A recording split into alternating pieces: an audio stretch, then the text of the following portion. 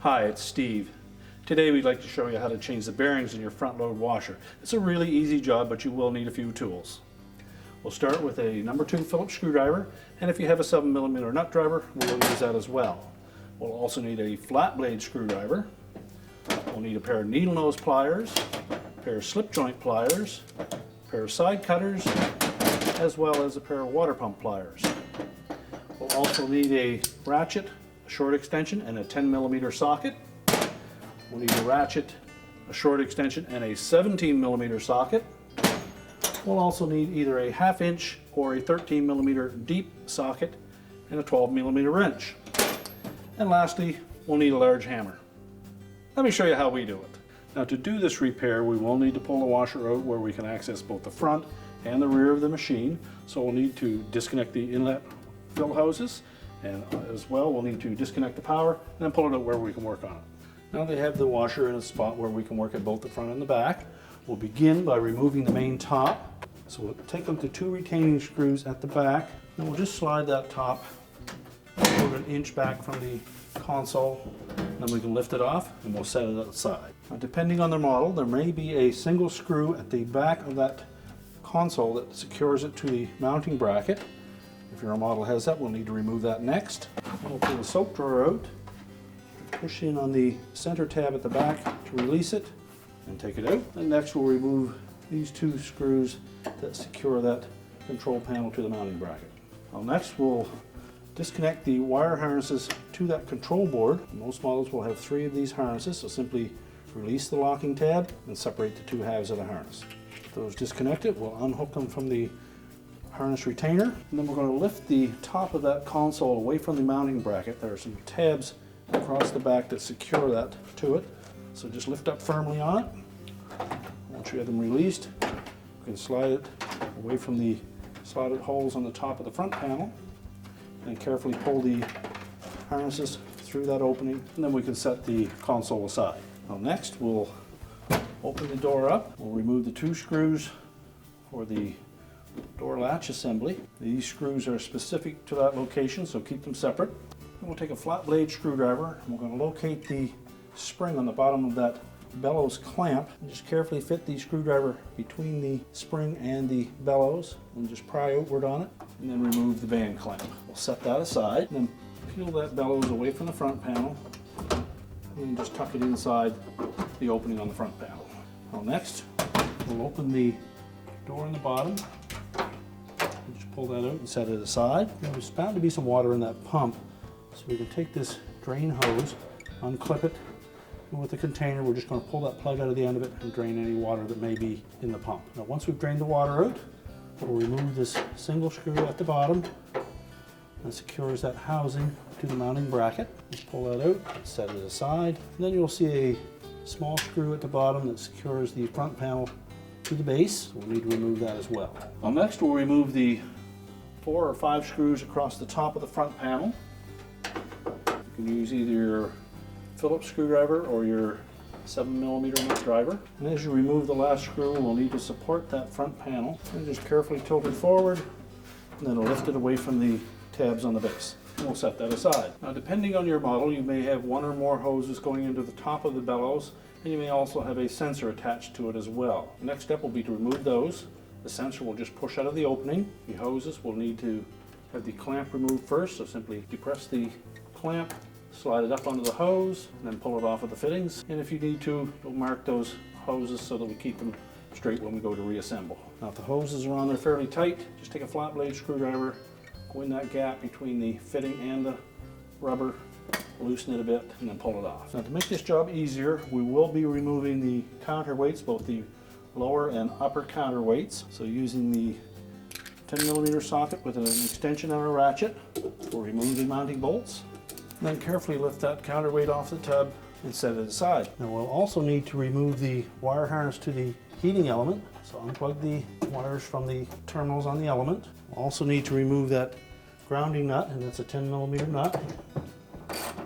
So loosen that and pull that off. You disconnect the harness to the sensor. Just press the locking tab and separate the 2 sides. We'll also need to cut that wire tie to pull the harness away from the tub. Just take a pair of side cutters and carefully cut that tie, and then we can set that harness down out of the way.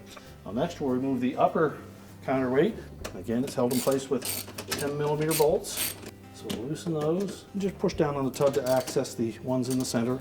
Once we have them loosened, we can just take them all out. With all the bolts removed, we'll separate that counterweight from the tub, lower it down, and we'll set it aside. Now that we have access to the back of the washer, we'll next remove this rear cover, held in place with 4 Phillips screws.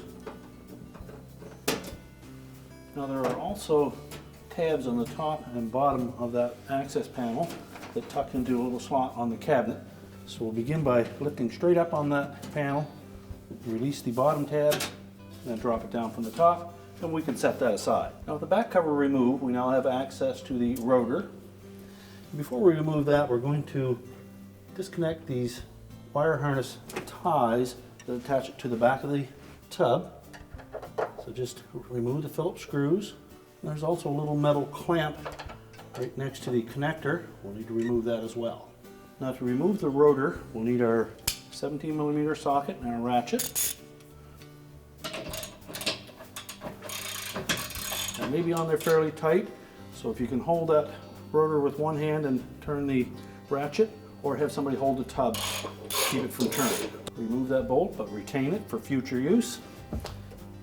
Then just grasp the edges of that rotor and pull it straight off the back. Now it's lined with magnets, so it may be fairly tight to get it off of there.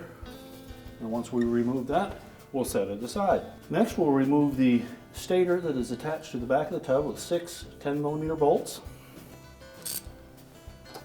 Now before we remove the last bolt, just locate the ground wire that was hidden in behind here and remove the Phillips screw that secures it to the tub. Now when we remove that last bolt, be sure to secure that stator against the tub so that it doesn't drop. And just carefully lower it down.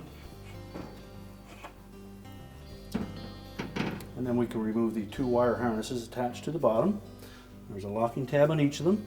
The small one has a single tab in the center. Just depress it and pull it away. And the larger harness connector has tabs on either side. Just depress both of those and then pull it off of the connector. Then we can set that stator aside.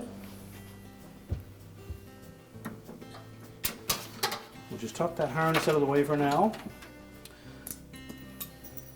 Next we can remove the air dome tube assembly from the back of the tub. So remove the screw at the very back and then loosen the one that's in underneath. Then just slide that air dome assembly aside. And that will give us good access to the screw clamp that holds that tub to pump hose to the bottom of the tub. So using our Phillips screwdriver, we'll loosen that clamp. Now with the clamp loosened, we can next pull that hose off the bottom of the tub. And chances are there'll be some water there, so I have something ready to clean that up, and just pull it straight off the bottom of the tub and just let it hang there. Now next we'll need to disconnect the shocks from the tub. There's one on either side and one at the rear. And since we're at the back here, we'll remove that one first. So we're going to take our 12mm wrench and we're going to slide that over the pointed end of that pin that holds that shock to the bottom of the tub. And that will depress this little locking tab on the side of that pin. Fully insert that wrench onto there. And using our pliers, we'll grasp the hex head end of that and pull it out. And then tilt that shock out of the opening and just let it lay down. And now we'll go to the front of the washer and we're going to remove the 2 shocks on the sides. So we begin by taking our long, deep socket. We're going to slide it over the end of that pin. Push it on there firmly so that it depresses that locking tab. And then with our pliers, we'll grasp the opposite end of that pin and pull it out. With the pin removed, you can then lift that shock away from the tub and push it aside. After we remove that other shock, again, we're going to take that deep socket, slide it over the pointed end of that pin, push it on there firmly so that it depresses that locking tab. And then with our pliers, we'll grasp the hex end and just work that off. And we'll set those pins aside, move that shock away from the tub, push it up against the cabinet, and now we can go back to the top of the washer and disconnect what we need to there. Now our next step will be to remove the vent hose from the top of the tub, and using either your Phillips screwdriver or your 7mm, we'll just loosen that clamp and then pull the hose off of the tub. Now if your model has a steam function, we'll need to remove this steam box to access the inlet hose along the right hand side. So there are 2 screws that we'll need to remove on this cross piece. Now next we're going to temporarily remove 2 screws at the end of that mounting bracket. And we're just going to grasp that steam box and pull it towards the back until we dislodge the 2 locating tabs on the left side. Then we can lift that center frame up enough so we can pull that box out and we can push it out of the way. Now that will give us better access to the inlet hose from the soap box. Now to remove that inlet hose, we just push these smaller hoses out of the way, and we can access that clamp using either a Phillips or a 7mm. We'll just loosen the screw. Once we have that clamp loose enough, just pry it off the tub and push it out of the way. Now next we need to remove this small tube from the back here, and it's just pressed on. So grasp it, twist it, and pull it off. Now with all of the hoses disconnected, we're now ready to lift the tub out. So we need to disconnect the springs.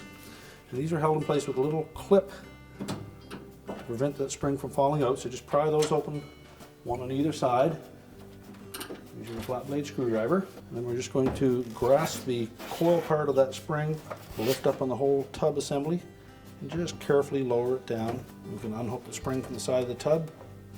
We'll set that aside, and we'll do the same on the left-hand side. We're just going to lift up on that spring,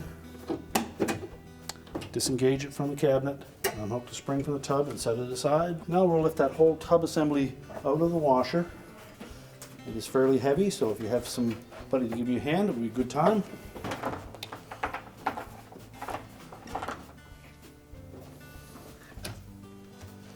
Now our next step will be to remove these 10mm bolts that secure the 2 halves of the tub together. So we'll set this on a suitable work surface so that we can do that. Now we've set our tub up on a couple little sawhorses to make it easier to work on.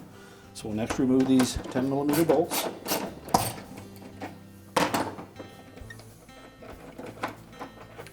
Once we've loosened all those bolts, we can remove them. And then we'll separate the front half of the outer tub from the rear half. You may need to give that a little bump just to break it free. And if it's a little tight, we just take a flat blade screwdriver and very carefully give it a little nudge.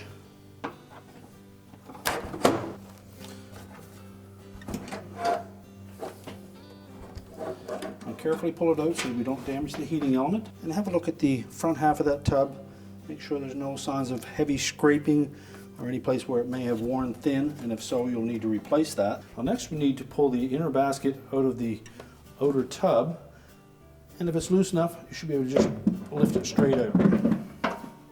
Now if the tub didn't pull out easily, we suggest next that you put some good penetrating fluid just where the center shaft meets the inner race of that bearing, and let that sit for a while if you could. And then we'll take a large hammer and a wooden block. We're just going to sit that directly on the center of that shaft, and then we'll tap it with our hammer until we break it free. So just lift that outer tub off of there now. The first thing we'll want to do is to inspect the back of that inner basket to check the condition of this spider.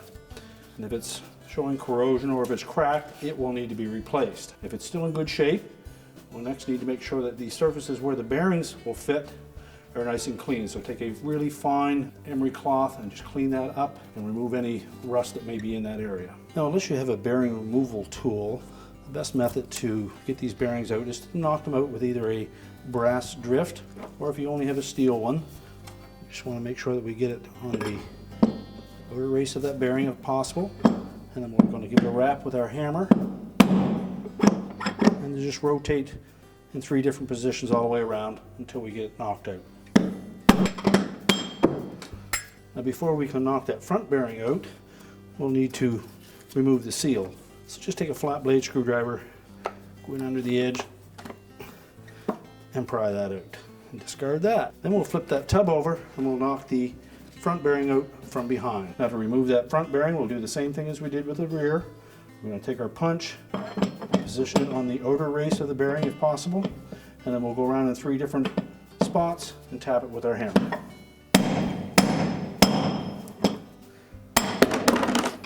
Now with the bearings removed, our next step will be to clean this surface, make sure that there's no corrosion or any damage to that surface, and if there is, you'll need to replace the rear tub. We'll do that for both the front bearing, and we'll flip that over, and we'll do the same for the rear bearing surface. We'll just clean that all out, make sure there's no damage to it. Now we're ready to put the bearings back in. So we'll start with the rear one. Now if you wish, you could put a little bit of liquid detergent, just a bit on the edge of that. That will help in seating that bearing into the housing. Another method would be to set that bearing in the freezer for a few hours. That will tend to shrink it a little bit, and it will actually go in a little easier. So we'll carefully place that bearing so that it's centered, and then we're just going to gently tap it with a hammer all the way around the outer race. We'll continue to do that until it sits flush. If at any point it appears like it's starting to get off center, we need to knock it back out and start over.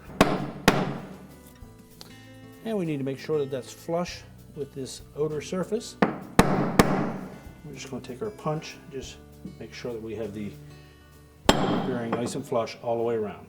And now we're ready to put the front bearings in. Next we'll place our front bearing into the opening. Again, it's important that we have it centered evenly all the way around. And then we'll gently tap it in with our hammer. Should only make contact with the outer edge of that bearing.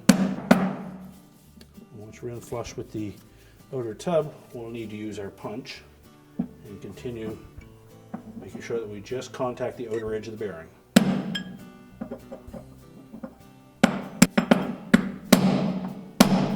We'll continue to push that bearing in until it's flush with that surface all the way around. Now, anytime we replace the bearings in a washer, we should always replace the seal. So we made sure that that surface is clear all the way around, free of any debris. And we put a little bit of detergent on the lip of that seal so that it will go in a little easier. And we just need to make sure that we press it firmly into place. And if need be, you can tap that in gently with a hammer. In most cases it will go in with just pressing it in. Well, next we want to make sure that our shaft on the inner basket is clean and free of any debris, or if we've replaced the spider, again make sure that it's nice and clean, and then we're just going to center that up through the center of those bearings and seal and fit it all the way down in. So now that we've cleaned this shaft, so the bearing surface is free of any debris, both front and rear, and the area where the seal will fit is nice and clean. We're just going to center that tub and gently line it up and lower it through that seal and bearing. Now before we put the outer tub on, we should inspect that gasket all the way around, and if it shows any signs of deterioration in any spot, you should replace it. So just take a flat blade screwdriver, find the spot where you can fit that in, and then just pry that gasket up, pull it out, and we can discard that. And go around and clean that area all the way around, make sure that there's nothing that's going to impede a good seal. And take our new gasket,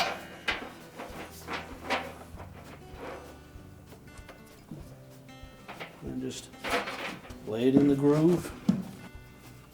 Just go all the way around that tub, make sure it's not stretched, and then it's sitting flush. And now we're ready to put the outer tub on. Now when assembling the front of the outer tub to the rear outer tub, you need to make sure that this heating element fits into this channel at the bottom.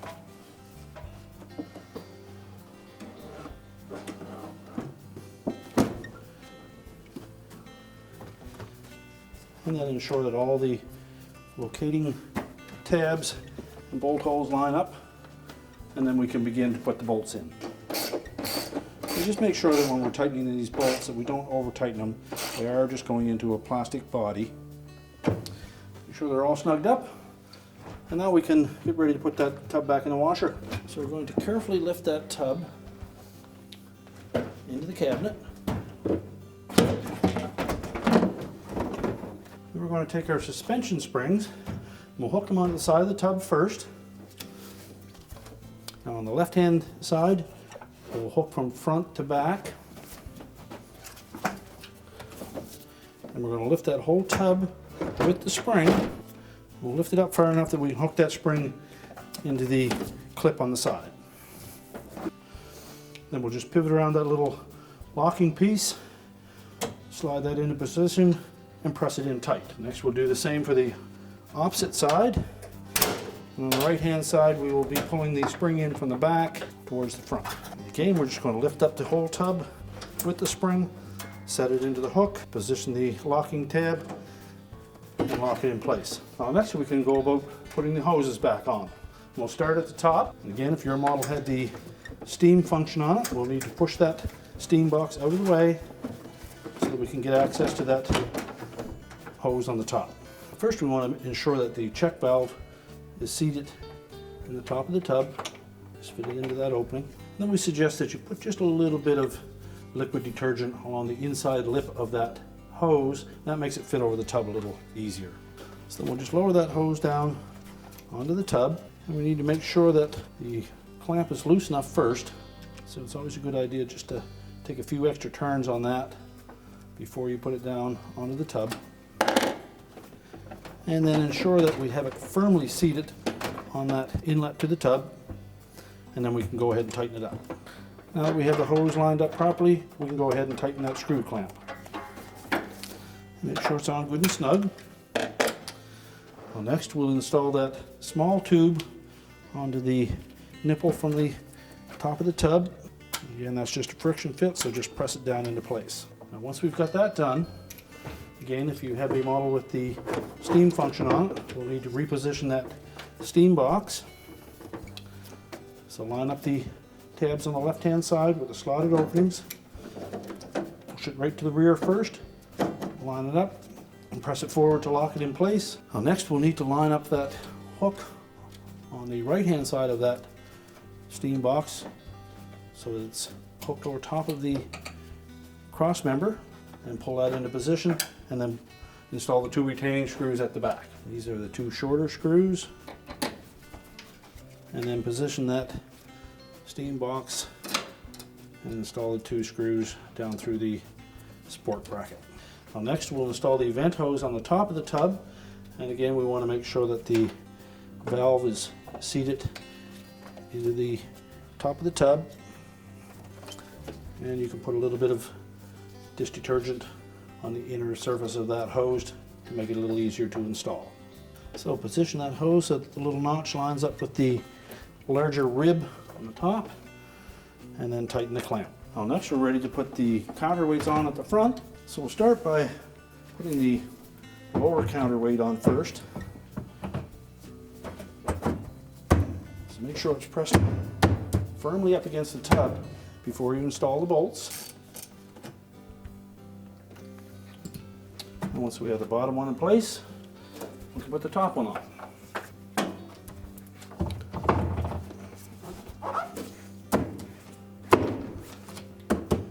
Again, make sure that it's firmly seated up against the face of the tub, and then install the bolts.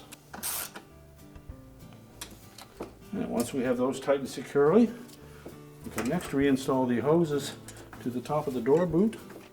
Make sure they're fully inserted onto those inlet tubes. Using our pliers, we'll reposition the clamps. And if your model has the sensor in the boot, we'll need to install that. You'll note that there is a flat side that will line up with the opening, and just check to make sure that it's lined up straight and that it's sealed up properly. Now while we're at the front, we can go ahead and put the shocks and pins back on. Just move the tub into position, line up the top of the shock, and then insert the pin. Make sure the little locking tab is not damaged. Line it up and press it all the way through. Do the same on the left side. And if you need to, You can use your hammer just to tap that pin the rest of the way in. Next, we'll reinstall the wire harness to the heater. Make sure the terminals fit snug on the element, and remember to put the ground strap on. Install a nut on that grounding terminal, and then we'll tighten it with our wrench. Well, next we'll want to reconnect the sensor harness connector. So line it up, make sure that the locking tab engages, and then we'll install a new wire tie to hold that to the tub. And using our side cutters, we'll just snip off the excess. Now we'll go to the back of the washer so that we can reinstall the rear shock and the tub to pump hose. And before we put that rear shock on, let me take this opportunity to connect the tub to pump hose to the bottom of the tub.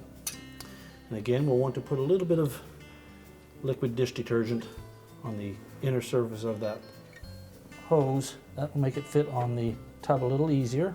So just reach in, line that hose up with the tub, and if you have to, you may need to loosen that screw clamp a couple more turns to make it a little easier to fit on there. Now when positioning that hose on the bottom of the tub, we want to make sure that we have it nice and flush against the bottom of the tub, and then we can tighten up that clamp. And make sure that the wire on that band clamp is in the groove closest to the top edge of it. You may need to use your other hand to hold that wing nut from turning. Make sure it's nice and tight. Next we'll line up that air dome tube, slide the forked end of that bracket over the screw, and just snug that up a little bit. Then we'll install the rear screw and tighten both of them securely. Next we'll push that tub forward and line up that rear shock. The pin for the rear shock has to go through from the right hand side towards the left. And again, you may need to tap that gently with the hammer. Make sure it's all the way through and that the locking tab is popped out. Now next we can put the stator back on, and we'll begin by connecting the two harness connectors. Make sure the locking tabs engage on both of them. And then we'll position it on the back of the tub so that the bolt hole between the, or next to the connector lines up with that hole there. Install one of the upper bolts just to hold it in position, and then we can insert the rest of them. Once we have them all inserted, we can go ahead and tighten them. Well, next we'll need to line up that wire harness and reattach the harness restraints. Remember to install the ground screw.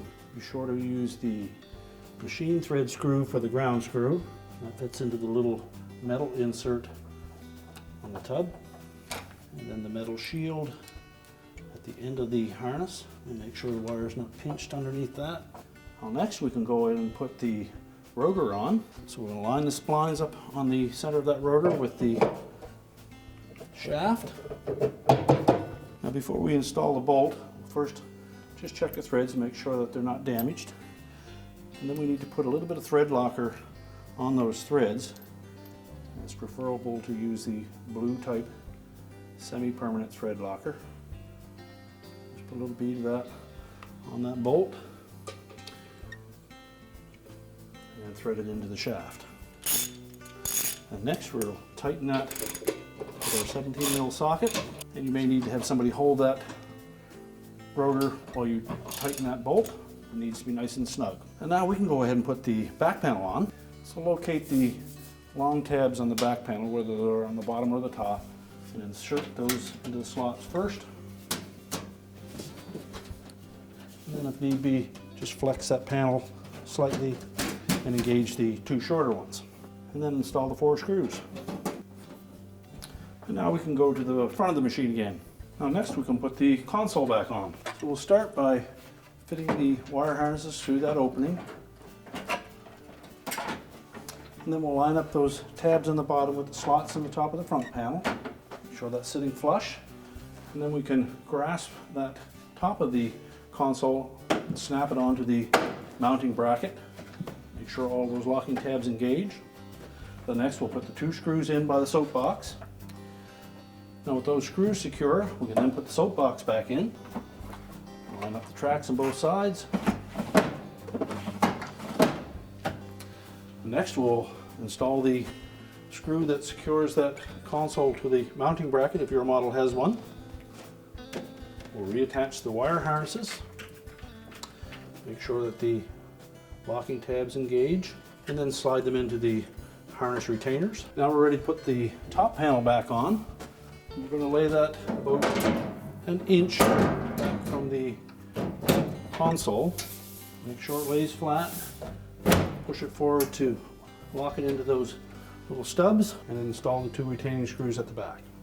We're now ready to push the washer back into place. We can reconnect the inlet hoses and the power, and our repair is complete.